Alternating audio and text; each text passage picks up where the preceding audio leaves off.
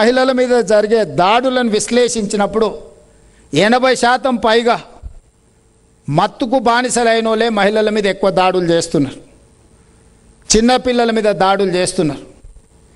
ఈ సమాజంలో మహిళలకు రక్షణ కల్పించాలంటే డైరెక్ట్గా ఉమెన్ ప్రొటెక్షన్ కాదు, we have to focus on drugs and other ఈ వ్యసనాలు ఏవైతున్నాయో వాటి మీద దృష్టి పెట్టాలి.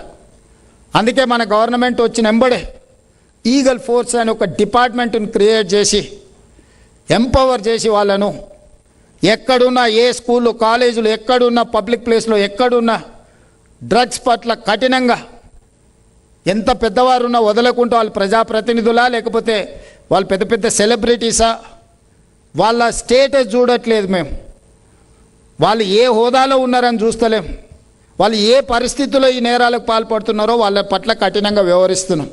ఈ మధ్యకాలంలో మీకు తెలుసు, కొంతమంది ప్రజాప్రతినిధులను కూడా అరెస్ట్ చేసి జైలుకు పంపించిన, ప్రముఖులను కూడా అరెస్ట్ చేయడం జరిగింది. ఇందులో ఎవ్వరికి మినహాయింపు లేదు.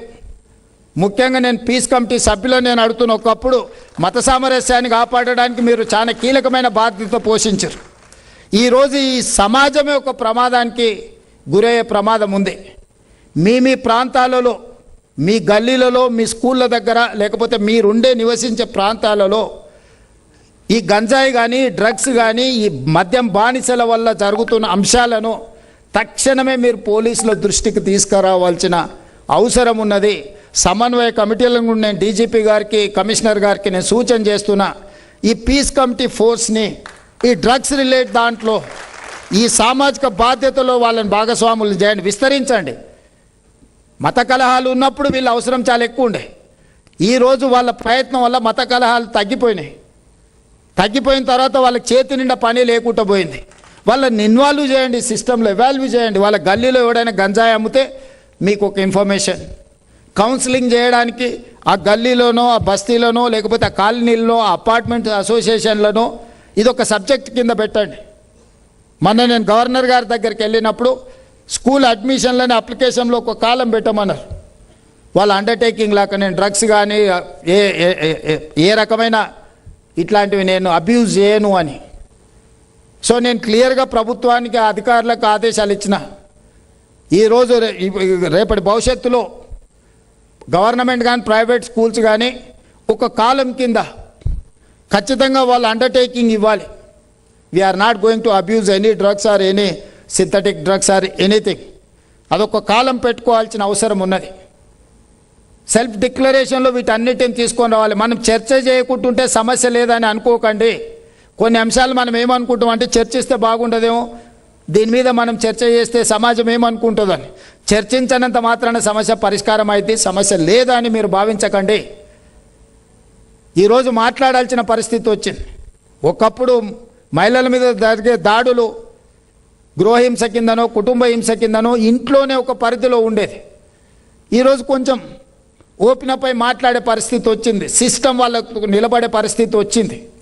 అట్లనే ఈరోజు డ్రగ్స్ రిలేటెడ్ ఇష్యూస్లో కూడా మన పిల్లలైనా, మంది పిల్లలైనా వాడు గంజాయి కానీ, డ్రగ్స్ కానీ ఇట్లాంటి వ్యసనాలకు లోనైతే వాళ్ళని ఎట్లయితే మహిళలకు రక్షణ, భరోసా లేకపోతే ఇతర సెంటర్లకు ఎట్లా పంపుతున్నామో, ఈరోజు రిహాబిలిటేషన్ సెంటర్స్ను కూడా మనం పెద్ద ఎత్తున ప్రారంభిస్తున్నాం. డ్రగ్స్ రిలేటెడ్ ఎన్జిఓలను, కార్పొరేట్లను కూడా భాగస్వాములను కాండని నేను చెప్తున్నా.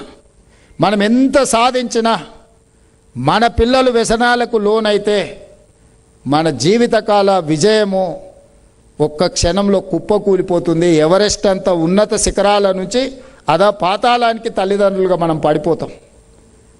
ఈ బాధ్యతను ఎప్పుడైతే మనం నిర్వహించలేదో ఈ సమాజానికి మనము అన్యాయం చేసిన వాళ్ళం అవుతాము.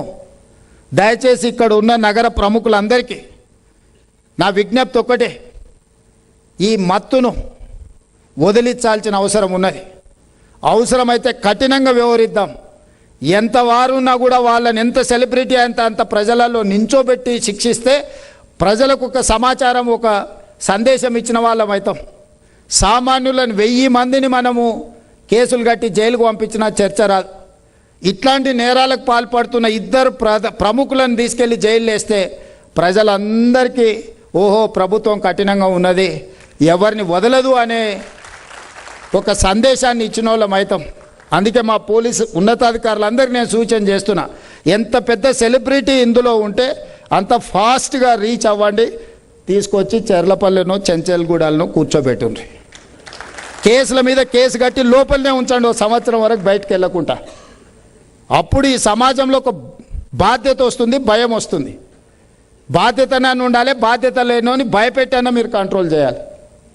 భయము బాధ్యత లేనప్పుడు విచ్చలవిడితనం వస్తుంది. ఈ విచ్చలవిడితనాన్ని ప్రభుత్వం సహించదు. నేను స్పష్టంగా తెలంగాణ రాష్ట్ర ముఖ్యమంత్రిగా తెలంగాణ ప్రజలకు నేను చెప్పదలుచుకున్నా, ఇలాంటి నేరగాళ్ళ పట్ల ఈ ప్రభుత్వం కఠినంగా వ్యవహరిస్తుంది. మీరెంత పెద్ద రాజకీయ కుటుంబమైనా, ఎంత పెద్ద వ్యాపారవేత్తల కుటుంబమైనా, ఎంత పెద్ద ఉన్నతాధికారులకు సంబంధించిన వాళ్ళైనా, I don't care anyone, I don't spare anyone. It is clear and loud. నేను అధికారులకు కూడా, డీజీపీ గారి, కమిషనర్స్కి అందరికీ నా ఆదేశాలు, ఇలాంటి వాళ్ళను మొట్టమొదట శిక్షించాలి. వీళ్ళని శిక్షిస్తే మిగతా సమాజం ఆటోమేటిక్గా దారిలో పడుతుంది. కాబట్టి మహిళలకు రక్షణ, మహిళల మీద జరిగే దాడులకు ప్రధానమైన కారణము వ్యసనాలు, వ్యసనానికి లోనైన బానిసలు. డ్రగ్స్ కావచ్చు, మత్తు ఏదైనా, దీన్ని నియంత్రించాల్సిన అవసరం, నిరోధించాల్సిన అవసరం మన మీద ఉన్నది. ఈ స్పందన కార్యక్రమం, స్టాండ్ విత్ హర్ కావచ్చు, షీ టీమ్స్ కావచ్చు, ఇతర ఏదైనా మహిళల కోసం ఏది చేసినా ఈ రాష్ట్రంలో మహిళకు రక్షణ ఉంది. తెలంగాణ రాష్ట్రం అంటే మహిళలకు రక్షణకు పదంగా తెలంగాణ రాష్ట్రం ఉండాలని నేను భావిస్తున్నా. మరొక్కసారి మా పోలీస్ అధికారులను అభినందిస్తూ, అదేవిధంగా పీస్ కమిటీ వాళ్ళందరూ వచ్చినందుకు, వాళ్ళని ఈ కార్యక్రమంలో పాల్గొన్నందుకు, భవిష్యత్తులో కేవలం మత కలహాలు వచ్చినప్పుడో లేకపోతే సమస్యలు వచ్చినప్పుడే కాదు, ఈరోజు సమాజం అత్యంత తీవ్రమైన సమస్యను ఎదుర్కొంటుంది. మీ యాక్టివిటీని కూడా భవిష్యత్తులో లోకల్ డీసీపీలు, ఏసీపీలు ఆ లెవెల్లో ఇంటరాక్షన్స్ని పెంచండి, వాళ్ళని భాగస్వాములు చేయండి. వాళ్ళ గల్లీలల్లో మీరు నియంత్రించలేని కూడా వాళ్ళు కూర్చోబెడితే కొన్ని పరిష్కారం అవుతాయి. వాళ్ళు పరిష్కరించలేని వాళ్ళని మనం శిక్షించవచ్చు. సో వైస్ వర్స ఇచ్చిపుచ్చుకోవడము, కొంత వాళ్ళని మిమ్మల్ని మీరు ఎంపవర్ చేయండి, వాళ్ళు మీకు సమాచారం ఇస్తే తద్వారా మీరు ఈ సమాజానికి మేలు జరిగే విధంగా ప్రభుత్వ కార్యక్రమాలు ఉండాలి. దీనికి సంబంధించిన కార్యాచరణను కూడా తీసుకోండి.